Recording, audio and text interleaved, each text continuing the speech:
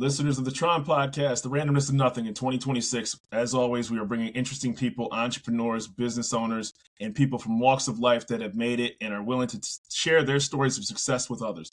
This person is the epitome of that, and I'm very grateful for her time that she's carved out for the show. Anca Platon Trifan, thank you very much, out of Boise, Idaho. Right. Thank you, Rashad, out of Detroit. Nice to meet you. It's a pleasure. It's a pleasure. You know, you have one of the more interesting backgrounds that I've had a chance to interview because you're big on AI, automation, technology, and that's your wheelhouse. However, being said, we'll get to that afterwards.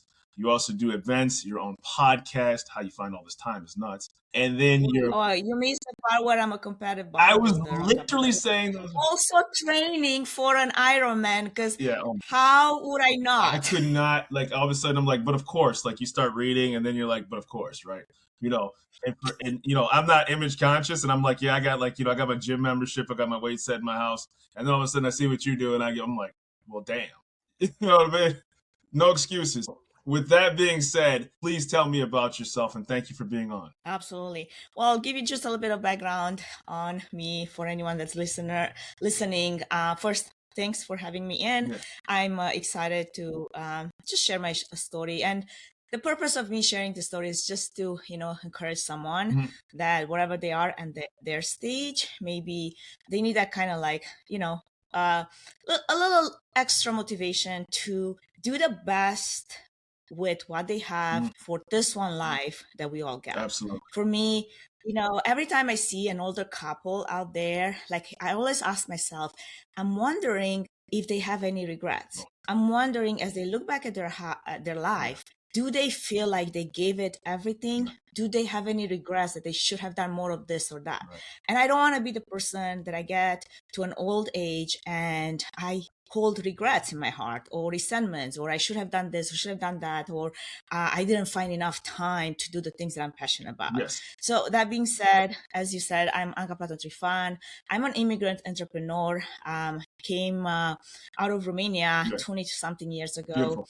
Founded my current agency, Tree-Fan Events Productions. So I'm the founder and CEO of that. I'm also a competitive bodybuilder and a leading AI strategist in the global event industry. And I want to set that baseline because yes, I do operate in this business world, but I also my space, my playground is the global event industry. Yes. So way back when, right out of college, I graduated in computer science. I didn't want to do computer science. What I wanted to do was I wanted to do AV production. And actually I was working in radio through high school and college, and I fell in love with sound engineering while I was doing that. Oh, wow. So it's funny because many years later, I'm wondering, hey, how come I don't have a podcast? Because I loved radio, you know? So sure enough, I started my own podcast in 2019. Wonderful. But, and I wanted to do a video podcast because everybody was doing audio podcasts. I'm like, no, I want to do video.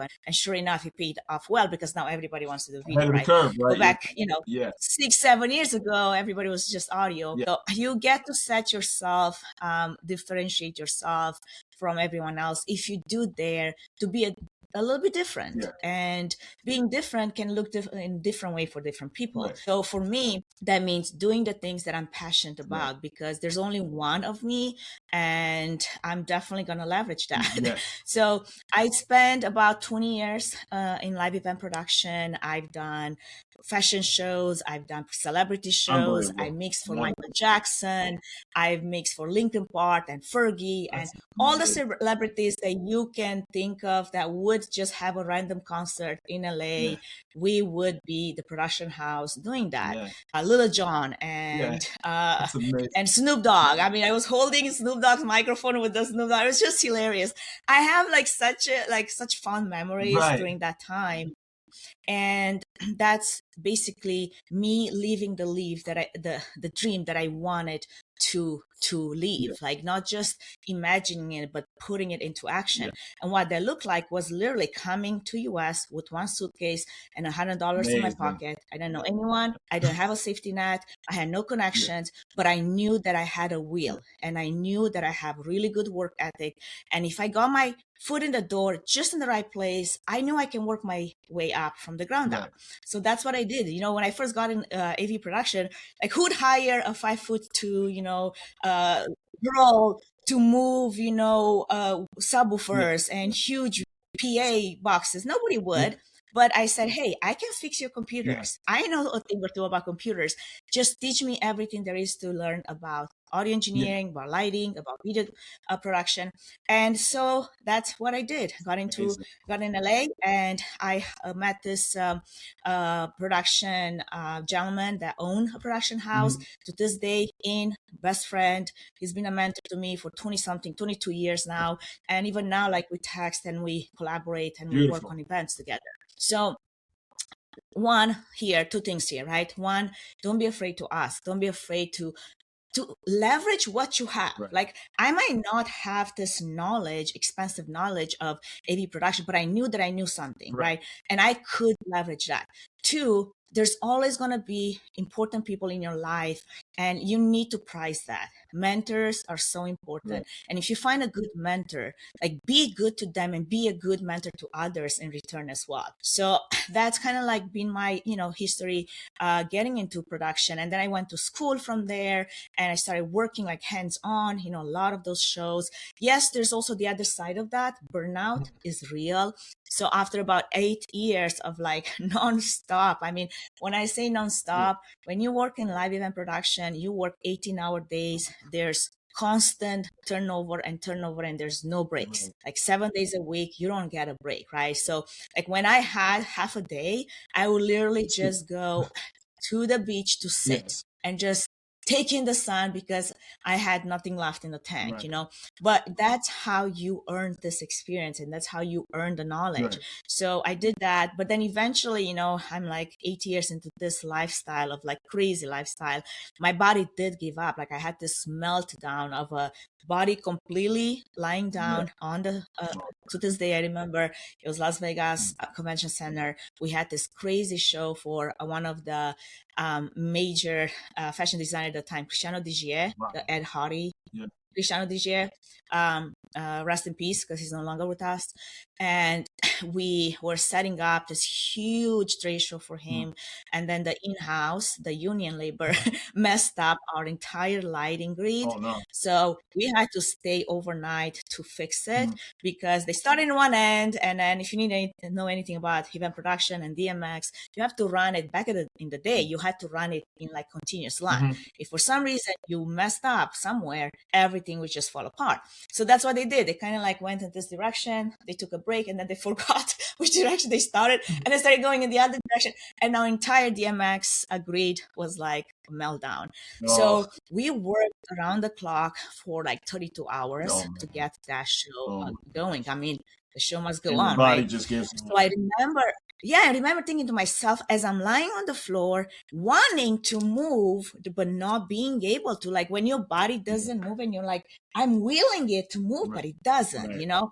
That is like one of those, wake up you call. know, come to Jesus moments. Yes, 100%. Like, if I don't stop this lifestyle, I'm going to put myself into the ground. Like this cannot go on forever. So that was kind of like my reality to, hey, I gotta find a different different place in this industry, but it's not so demanding. You know, I'm also a workaholic. I keep saying I'm a recovering workaholic. So it's also on me, right?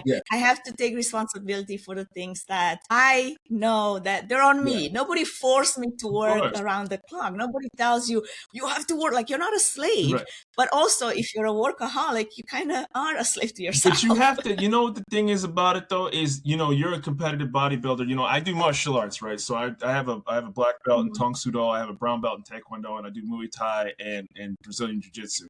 For full disclosure, I'm not a fighter. I'm not the best guy on the planet that's ever practiced martial arts, right? But, you know, I can say that I do those things.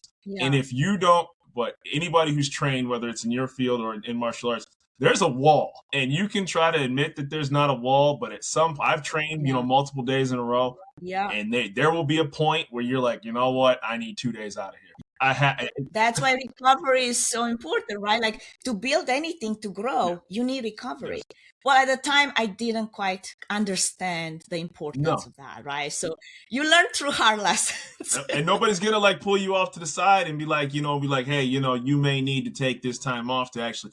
You're just gonna have to And you might have people in your life that are aware enough to say, and I think that's why a lot of the workplace wellness now does put the responsibility not just on the employee, but also on the leader, right? Like on the employer to analyze, okay, this workforce that I have working for me, they've been going nonstop, like taking overtime all the time. Like there has to be a boundary where you have to step in and say, you need to take a day off, you need to rest, right?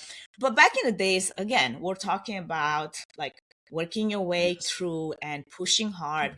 And I'm not someone to be shy of pushing hard. Like, I had to tell my husband this for him, like, to understand, like, when I come to a point where I said I've had enough and this is hard for me, that the baseline is that's 100 times hard for the average person. You have to understand that I don't push myself to that point unless I really, really am to the very edge of my like ability, of my capacity. So I've learned that, okay, I need to figure out what does boundaries look like, especially in a work environment, especially for someone that's a go-getter, someone that's ambitious, someone that has dreams, and someone that knows that can do those things and is able to push herself that hard, but still there has to be some kind of a balance, work-life balance. I always kid about that. That's not real, right? So then you have to figure out what the integration of that is, like, how do you integrate your life with your work, with your friends, with your family, with your passion, with the things that you want to do in life, right?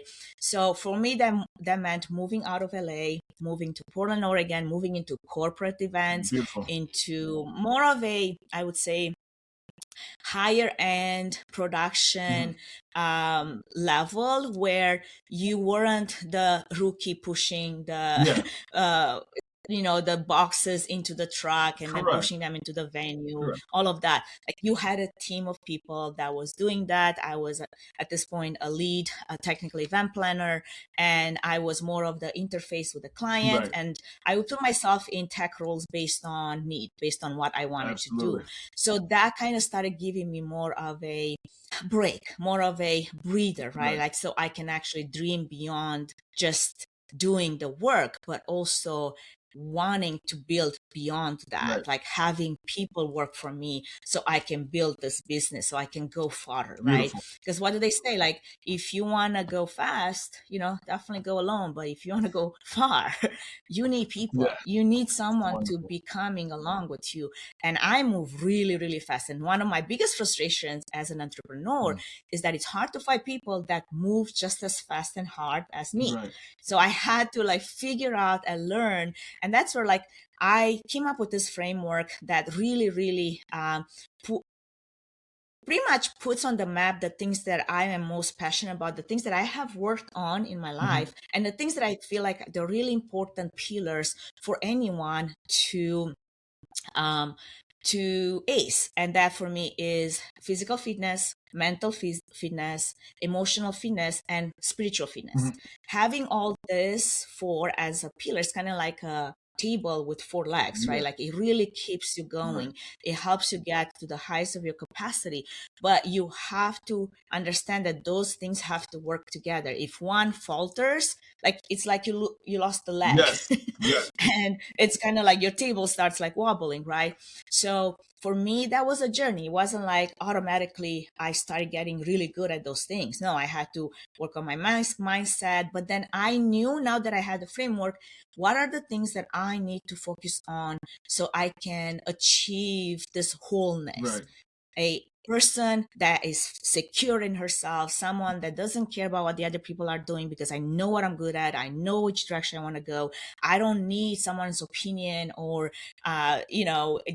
you need affirmation. You don't need yeah, you don't need affirmation. You don't need affirmation like that. No, exactly. Right. So that has been the process of first getting my physical fitness in check and then my emotional fitness. That's like the hidden thing that a lot of people, they don't really, understand. They're like just all over the place, but they don't understand how much anxiety and stress and things and depression and all those underlying things that they're not wanting to deal with, how it's impacting their output, how it's impacting their everyday, right? So that was a big one, especially over COVID, to have to take it head on and work on it and go and go to therapy and unearth all those whatever childhood trauma that you've been hiding, or you have to be, you have to figure out how that's affecting your everyday life. And then mental, right? Like mental fitness, I think for me, physical and mental fitness have worked hand in hand because, as you said, if you are a competitor or an athlete or anything that requires not just physical grit and strength, but that mindset of like not quitting when it's hard, it's going to change you forever. The work is not just the physical work. That's just the output. It's what people see. The work is when you push through hard and you know that you're seeing white stars as you're doing your lifts, but you keep going. You know you're going to get it done, even if it's hard. That is something that I don't think I could have learned unless I put myself through bodybuilding and through pushing through, pushing my own limits, right? Like I'm bringing my son, he's 13 now. I'm bringing him to my basically 2026 resolution has been to take him to the gym with me. And even though he is like, I want to be on the couch, playing video games. I'm like, no, you're coming with me and we're going to work together twice a week. And I'm actually paying a coach for him. So I don't have to be the mom telling him how to do things. Somebody else can do that. So I can still be somewhat of a friend as I'm coaching him too, but that's important to me because I want him to maybe not love bodybuilding like I do, but understand the strength and the confidence that you get the moment you realize that you're capable of so much more, and so those 4 things, that's my framework that I do everything in life. And it does, but I think everybody has to figure out for themselves what is the strategy that you need to apply to your own life to help you operate at the best of your capacity, and what are the steps that you need to take to do there. Too many people are so, I'm gonna say it out loud, lazy. They're lazy. They're lazy because lazy is easy. It is. Being comfortable, it is easy. Achieving something, pushing beyond your capacity, that takes grit, that takes muscle, that takes, patience. And most people, they just want to come home, from work and go and decompress. See, I get that, but at the same time, I know that there's goals I want to achieve and there's milestones. That's another thing for me, is because I'm such a performance-based person. I like to set milestones. I like to set goals. I like to keep myself accountable. It's not about motivation for me. It's never been. It's about discipline. I said I would do it, and so I will. I promised myself that I'll go to the gym today, and it's 9 p.m. So I will go.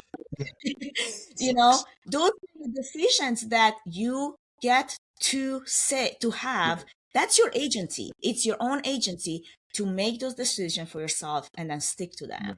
Because if you don't have the structure, if you don't have the discipline, if you don't have the systems, then what is it that you have? Then you're sitting on the couch wishing for a break. Or you're just wishing you have more time, like Anca has, because somehow I have more than 24 hours in a day than everybody else to do everything, Well, that's, and so, what I find fascinating is, I had to get out of my own head even to degrees on a smaller scale when it came to this podcast, because oftentimes you'll have those doubts, and you'll sit back and say, man, I should start that. I should start that. And then finally something clicks in your head where it says, I haven't. Why not? You're sitting here doing nothing. Do it or shut up about it. That's really what it boils. Because if you're not, sometimes people can think that they can manifest something just by thinking about it, right? And we talked before the show is that it's better to have a minimum viable product, right? It's okay to start the podcast in your basement with a crappy background and a crappy microphone and terrible. It's okay, right? There's nothing inherently wrong with that. Rashad, I cringe when I go back to my first few episodes in my first season. Like I cringe because even though I come from, production, from AV production, I still was that person like with a crappy microphone and lighting was whatever. And it wasn't even that, it was my voice. I was like cringing at my voice and all the filler words that I still have plenty of, but at this point I'm like, whatever. Right. All those things that are absolutely mind stoppers. But that's why I go to that mental fitness, the mindset, the goals, the resilience that you build by doing it and by not comparing yourself to everyone else, because my 200 and something episode is not going to look like your first or second or third episode. Obviously. Right. But for you to get there, like you have to keep doing it. Because I promise you, if you will, eventually you will get to your 200 episode and say, oh my gosh, first, I can't believe that I stuck with it for this long. 2, look how far I've come. Like 3, also the experience that you've gained, the conversations that you've had, the friendships that you made, so many doors, actually talking about podcasting, right, have opened for me through the podcast. Doors I could have not had access to. Podcasting is the one medium that, because by default you are creating this platform for people to share their voice, you can have conversations with CEOs of Fortune 500 companies that otherwise you would never dare to go and knock at their door and be like, hey, can I talk to you? It's so funny you say that, because I'll after somebody will email me and I'm like, is this person really emailing me? Like you have to do like a double take. Like, we're really having a conversation. You have all these other things on your plate. You have all these accolades and accomplishments next to your name, and you want to take an hour, 45 minutes to talk to me. Like it doesn't seem real. And to your point, podcasting is an equalizer, and I love that. It has democratized a lot of it's open. Where people say, oh, there's barriers. I can't get to this person. Yeah, if you have something that they're fascinated about, you can do it. If you provide them the platform to talk about things that they're passionate about, I don't have one person turn me down to say, no, I'm not going to do it. I'm too busy. Unless for some reason they're so tied into maybe like marketing, political NDAs and other things that they don't even make a decision for themselves. Where do they go on the map to talk about the product or their personhood, So that's a different story, right? We're already talking about really, really high up there people. Like I wouldn't go to, the president and be like, hey, can you be on my podcast? Because his entire team would have to first agree that that's even a good idea in the first place. There's levels that's going to go through the communications rep. There's stages, right? As opposed to like, somebody could say, hey, somebody has a cooking podcast and there could be a high level, there could be a CEO of major companies. Oh man, I love cooking. I want to be on that. Right. Be like, no, but it's not a good image for you. So we're not going to allow you to go and do that because we want people to think of you as this persona, right? So that being said, like going back to what we were talking about, I think it's, for me, that comes down to individual responsibility and agency to be able to say to yourself, first ask yourself, like, what are the things that I always wanted to do, but I just keep delaying them because life gets in the way, right? And then as you do this assessment, and let's be honest, like as we are aging and getting older, we're not getting any younger, right? Time starts like flying by faster as you age. Sure, in your 20s, you think you have your entire life, I would never go back to my 20s because I had to learn those lessons. The lessons that I learned in my 20s, good, but I don't want to be the 20-year-old self me. I want to be the 43-year-old self me that has learned so much and is so confident in herself and is so able to know and do things the way I do them now, because that's built me to be the person that I am all of those years, right? Yes, some people get to that maybe faster. I usually get there the hard way because because I like to learn my lessons well. But I think it's also a matter of like realizing if you slave, for someone else, for a paycheck, what are the things that really, really you're passionate about that you could give um, some bandwidth to? Because those are the things that you will remember years from now. You're not going to remember, whatever salary, whatever promotion, whatever things that you got. It's the things that you have invested yourself and you passionately went after. And that is for me what bodybuilding has done. That is why I'm doing an Ironman. And let me tell you, right now, swimming is humbling me. It's very cruel to an adult that didn't grow up with it. It really strips you of your most dominant tools, and I know I'm dominant in environments where effort equals outcome. But swimming is this environment where I'm putting myself through, where effort without technique basically equals punishment. Because you can breathe when you want, you can stop when you want, you can fake efficiency. The water just tells the truth, So as I'm going through this process of being new at something, it's really, really humbling. And for me, the baseline right now is exit the water with my systems intact and being calm. And that's it. I could fake fitness in the water and all that, but I cannot fake efficiency. I'm working on that. I'm working on the technique of how can I be more efficient? How can I be controlled? Because I know I'm conditioned. I know I have the muscle power to muscle through, but this is not about muscling through. This is about how can I be the most efficient in the water. And it's a learning experience for me. It's like very, very humbling. And it's interesting because as an adult, to put yourself back into a completely new place to learn something new, a lot of people avoid that, like, no question, the play. No question. Because again, it goes back to how humbling is it to know that you're good at so many things, but you're just not good at this one thing. It's tough, and so it certainly takes a lot of ability to understand that I'm going to figure this out, and even if I get decidedly average at it, that's a win for myself, right? That's because I'm willing to. Like for me, like I just want to be that low drag object in the water. And so obviously I want to talk about your AI, but just like me in jujitsu, right? Like I came from karate, and so I'm doing jujitsu, and I get ragdolled in jujitsu because anybody who's ever done martial arts, jujitsu is much different from a striking art, right? Like night and day. And so I tell myself, I said, if I can just get okay at this is going to be okay. If I'm a pretty good guy on my feet because I can navigate, I've done it for 20 plus years, but down there was brand new. I'm like, if I can just get to the point where I don't panic down there, and I've gotten to that point, even though I'm getting manhandled, but I'm like, I'm like, this is a win. This is a win. I'm going against guys who are blue belts and, higher belts. And they're like, dude, at least, hey, mission accomplished. You're much better on your feet. I'm like, dude, I said, that's a win for Rashad right here. Y'all did this for much longer than I have. And I am not anywhere close to where you are. And that's okay for me.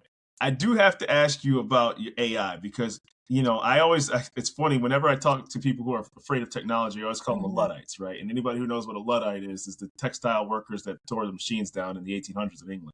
But you go all in on AI. And I loved your steps where you said there's 3 steps to it. I watched one of your speeches.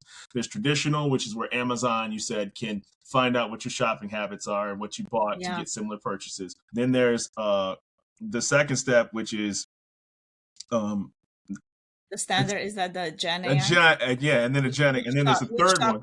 Which talk are we looking at? Was it the last one, the Expo? Yes. Expo? I'm wondering. Yes. Yeah. So, and then you said that basically eventually it gets to the third stage where it adjusts in real time. Can you dive into that real quick about what that means? Yeah. So I think, first off, sometimes I have to actually ask myself this question when I speak in front of an audience, when I speak in front of a crowd.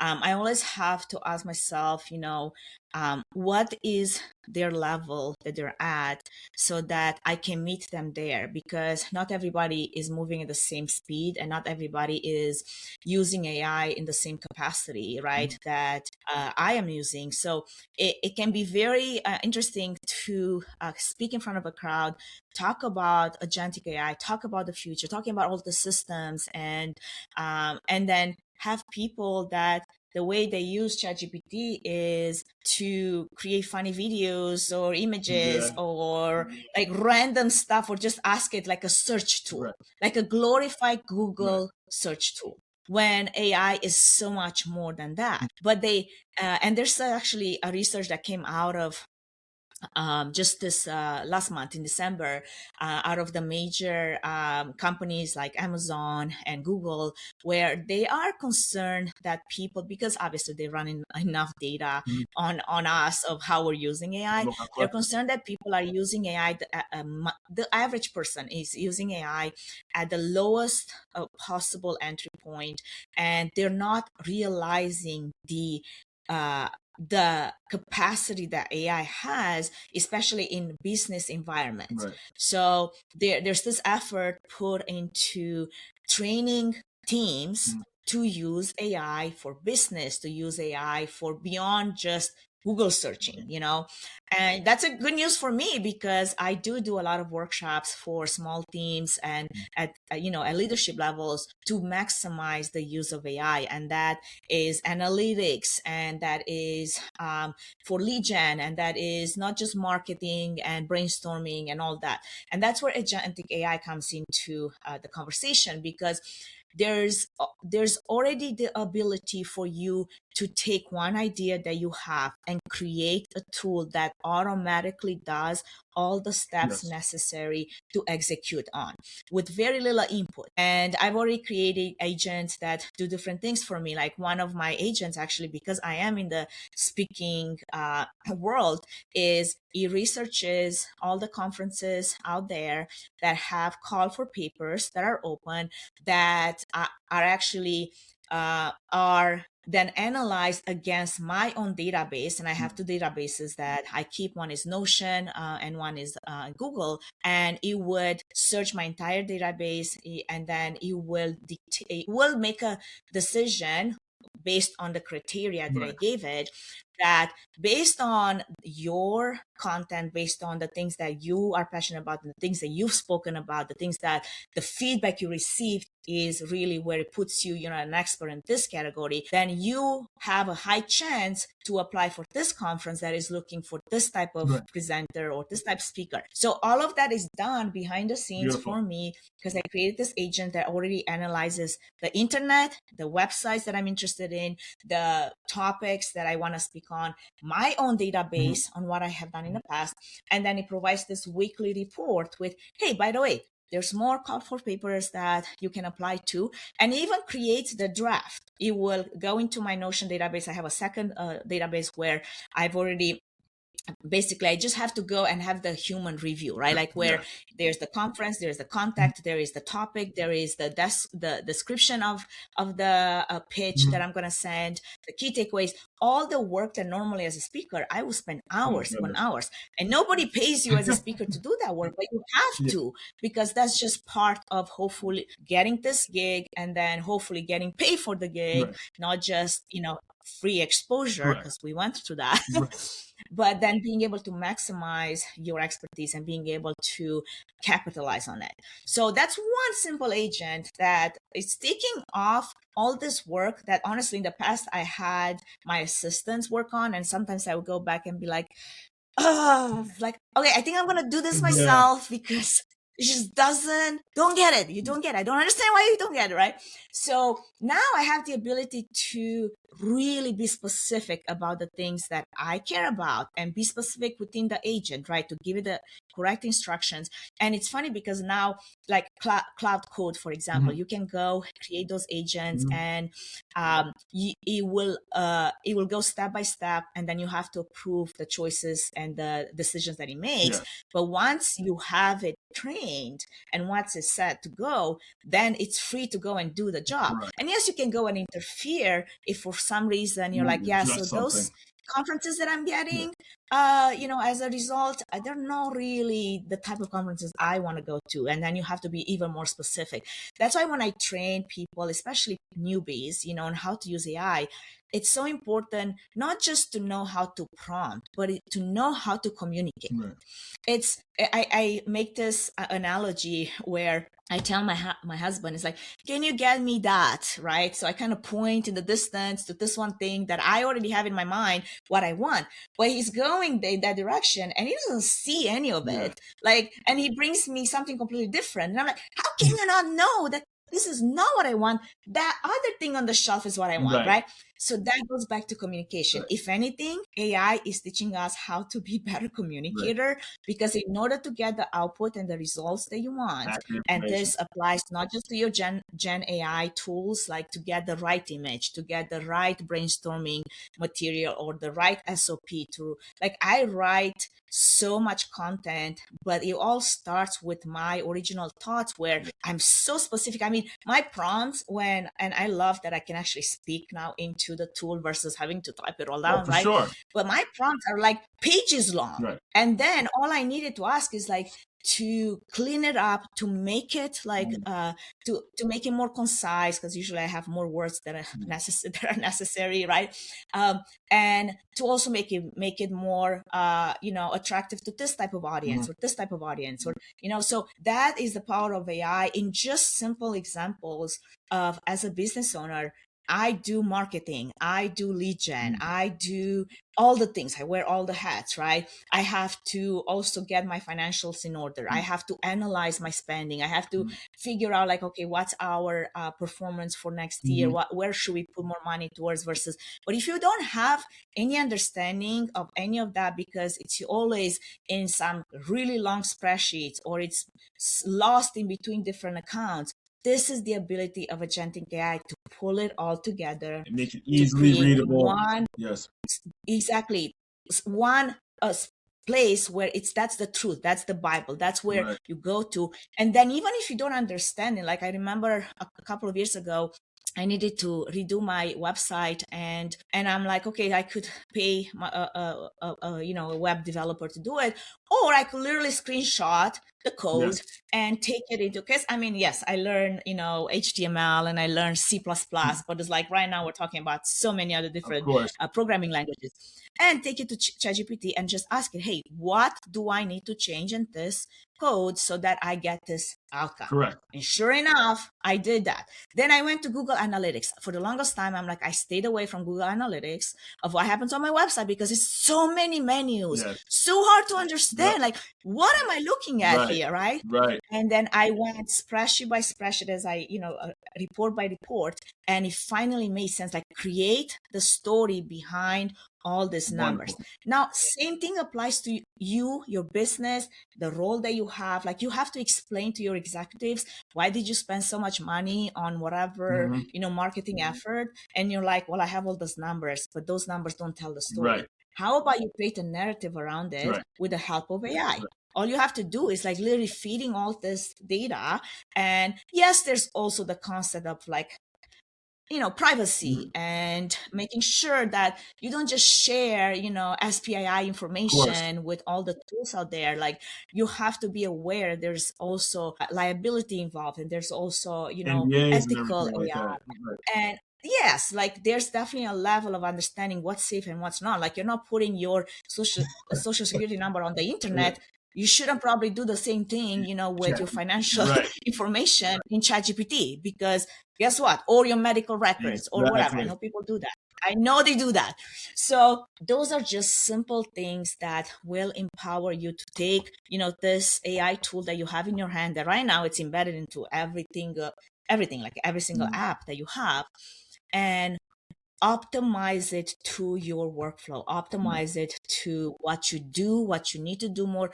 I love the fact that I have the ability to learn new things. It's wonderful. And it's a beautiful thing. And it provides you the step-by-step instruction. Yes, I could go on YouTube and teach myself anything. Like, this one bookshelf actually is the backdrop for my podcast, and nice reactions, but it's wall to wall, ceiling to floor. I built it myself with those two hands during COVID because I had too much time on my hand, first off. But secondly, because I wanted a bookshelf, and I'm shopping around and I'm looking, they're not the right size and they're just not the right fit. And I'm like, how hard can it be to build a bookshelf? About 300 trips at Home Depot later, we found out, but it's here. It's done. Yeah, that's, and here's the reality. What was funny, and again, you tried. You made the most of the effort that you were willing to put into something. I thought what was interesting was what you said. You said AI doesn't fix chaos. If it's broken, if it's already broken, it's just going to break at scale. And I was like, you know what? That makes very good sense, because you're taking something that wasn't refined from a very small standpoint, and you're just, hey, just input this data and fix my problem and walk away from it. Yeah. I mean, it goes back to, like, if you have this messy spreadsheet and it's chaotic and your systems are all over the place. And this is very common, especially in the event space, where you have so much data that is so siloed on different platforms. Here's something in SharePoint, and here's something in Google Drive, and here's something in Dropbox, and here's something on cVent, and here's something in this other event platform that does your registration. But then there is the check-in, but then there is also the lead gen, but then there's also the follow-up, and then there's the straight show. They use a different app. The data is literally all over the map. So then you come at the end of, say, this one trade show that you did, and your executives are asking you, okay, so what's our ROI for having invested this much money to be there, for this team to be out of office, to do this? Like, what's our return on investment, right? And you're like, well, we have a few business cards. Right? No, that's not acceptable anymore. No. And that's where it goes down to, like, now it's your responsibility to not only organize your data so then AI can make sense of it, so then you can create this executive report and say, yes, when somebody enter our booth, we not only that we did, warm, cold, automatic selection on that lead, but we had immediate follow-up. If you're going to follow up with me 3 months after your trade show and tell me how we met, I don't know, somewhere in Houston, and I already been to like 70 other locations since then, because that's my life, I don't know where to place you. Like, what we talked about, like, don't do that. Not even close. So now we have the tools where you can do, mapping, and you can do emotional reading on who's there and what is their interest in your product. And all of that is done through the tools that we have. But again, that data that's being collected, what are you doing with it? Where is it living? How are you creating sense out of the chaos? And if everything is everywhere and there's absolutely no understanding of what your systems are, and even as a small business owner, I see this all the time, because you get business, if you're in the business, you want to make money, right? So then you just keep pushing to build your business. But then your systems behind you, they're like, you'll be surprised how many people, they do not have a book of how. How do we operate in this business? What is our mission? What are our values? What is our goal for next year, on 5 years, 10 years from now, right? People don't have time to sit in it and generate all of this. You hire someone new, and now it takes you forever to onboard them because you don't have the paperwork or the processes or the training material. All of that is so easy now to create with AI. We create those PRD documents. Those are product request documents for any app that we put out.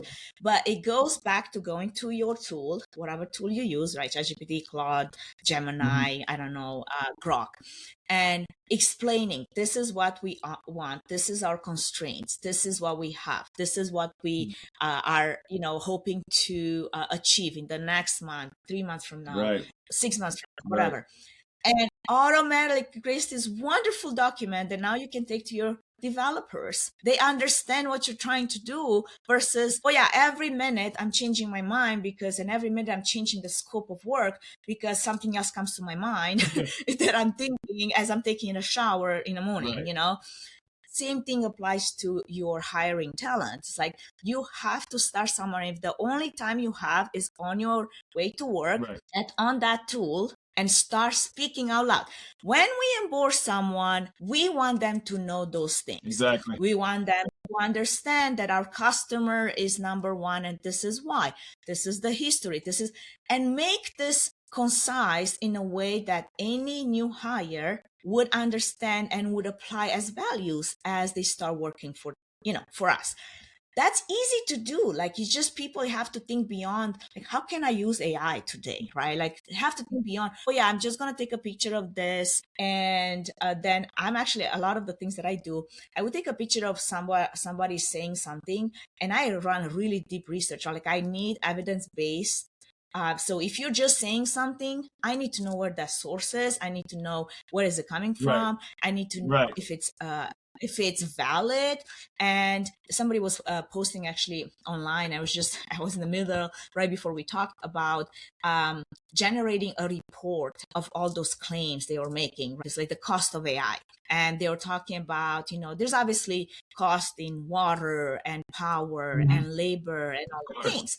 And it's very valid. Those are valid claims. However, are they all accurate? When you throw around billions of dollars, are those accurate numbers? Where do they come from, right? So I was going, I ran the whole research, and I was going link by link to make sure. And that's another thing with AI. It can also hallucinate a lot, and you have to be aware of that, right? You might run a report on something, and it's like, oh, that looks great. And then you realize that half of that is made up, or it's not accurate in any way, shape, or form. And now you just presented it to your leadership, and you're like, shoot, we didn't foolproof this. Don't be that person. It's much harder to have to go back and then earn credibility than just to do your research, just to make sure that it's accurate. It's like the lawyers that are giving it as the defense to their client in court. You're like, seriously, dude? Like, really? You just chat GPT like, if you're going up for trial, then next your lawyer just chat GPT like your case, and it may be something. It's like made up with this like fake testimonials. Oh yeah, right. Like, a case that never existed online, and you're like, are you kidding me right now?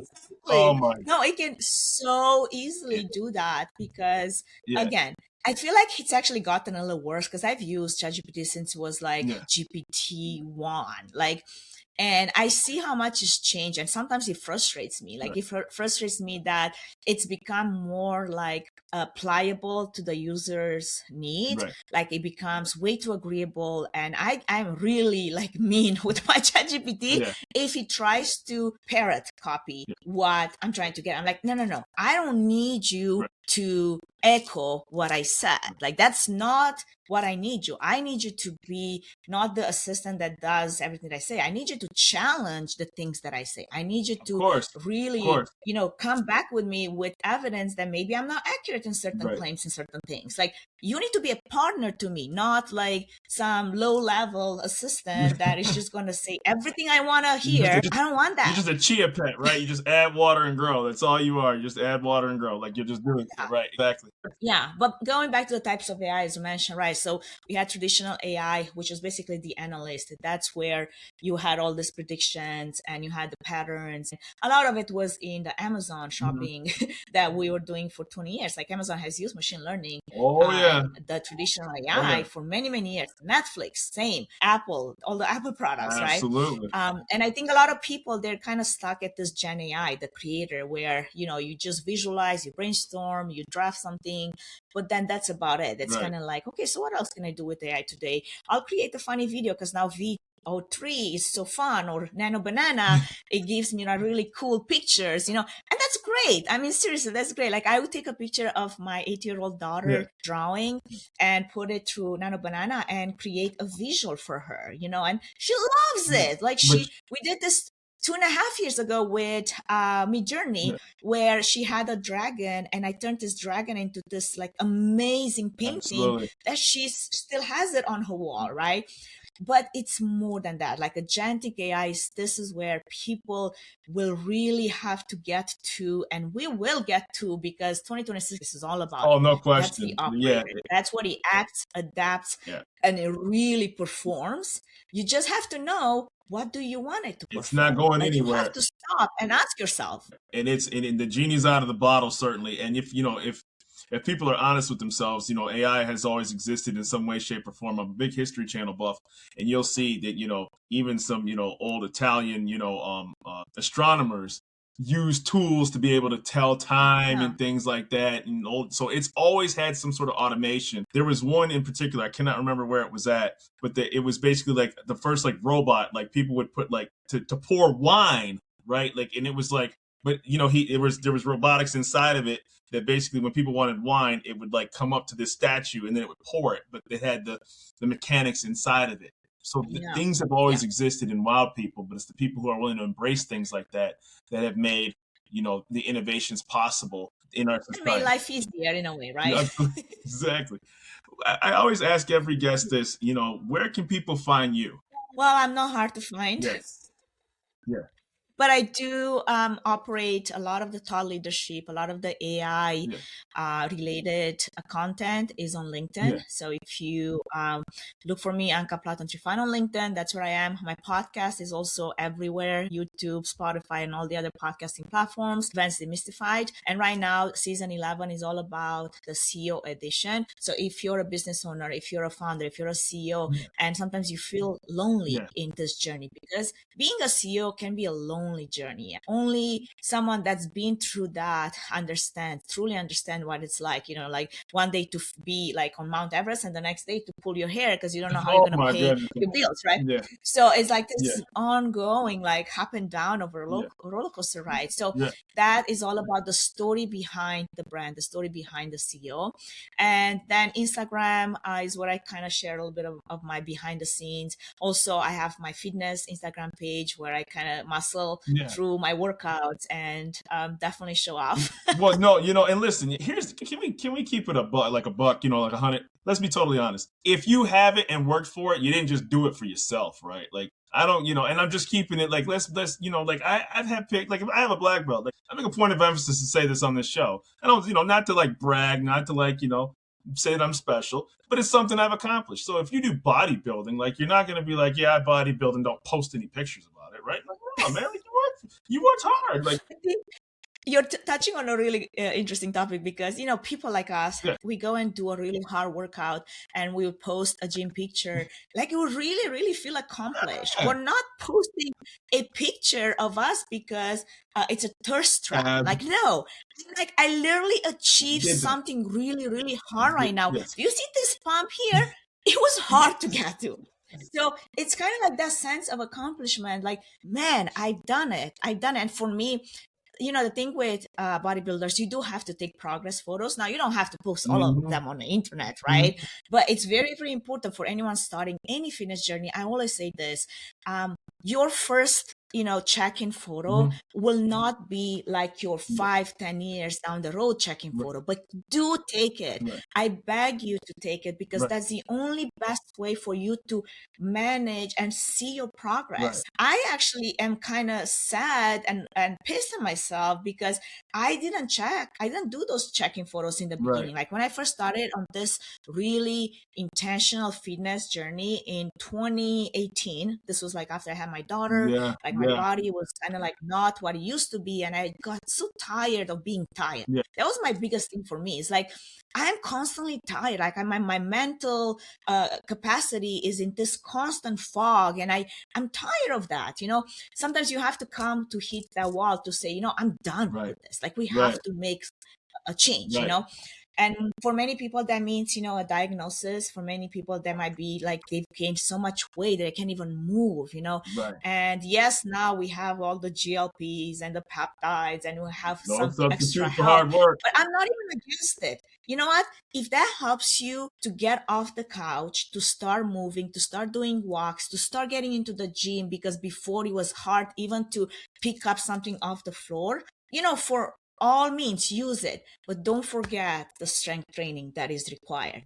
Don't forget the other fundamentals. nutrition is required, recovery is required. Right. Yes, strength training, I keep saying that, and I will never stop saying that, because especially as we age, we keep losing muscle mass. You know, protein intake, make sure you eat your protein, you know, whatever that might be, just make sure you do it.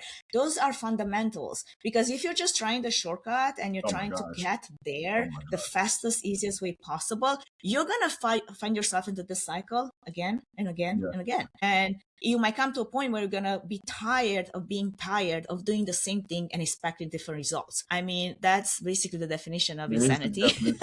You know, and you know what I find, first of all, I would truly like, you know, to thank you, because I think that I've only scratched the surface of what you've accomplished and done.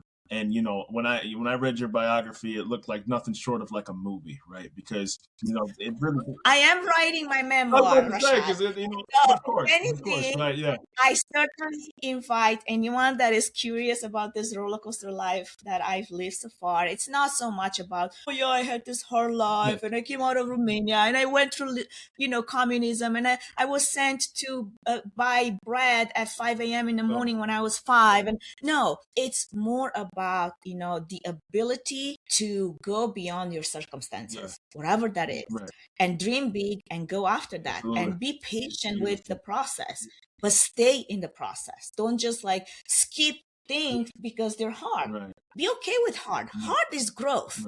Hard teaches you good lessons. You know, you know, and just even, and for anybody who thinks that a podcast is easy, like, no, it's not. It's, you know, like, no, it's not. Oh my gosh, let's not even get into that, right? Like, listen, you know, like it, you know, it's crazy. But you know, I want to circle back before. It's a mindset. It's a mindset shift. If you committed to it and you know there's so many benefits to it, it's kind of like going to the gym, right? You committed to feeling better, to feeling full of energy, to looking better, all of those things. Then you will go through the process, but you have to really commit to it. And podcasting is no different, because let me tell you, the behind the scenes, the editing, the marketing, the pre-production work, the post-production work, that's a lot of work. It is. And, you know, and one thing that we get this show is to show people the benefits of hard work, because people's hard work pays off. And that's why I get guests like you on here telling your story. It's not about me. It's about the person that's willing to share it with us. And I want to personally thank you, because I know that I can't be lazy around somebody like yourself. You know what I mean? That's not going to happen. Just being totally honest with it. Well, I will definitely kick you into action. Don't you worry, Rashad. I appreciate you. And so, you know, I think now, you know, I have some things nutrition-wise to work. So whatever I was about to eat, I'm going to chuck away, because... What are your macros, Rashad? What are your macros? I know. And like I said, I'm 43 myself, and I really would love to do a part 2, because I think that I would, you know, I would love to be a guest on your show, you know, whatever capacity I could be. Absolutely. Even if I'm just going to be a bumbling idiot.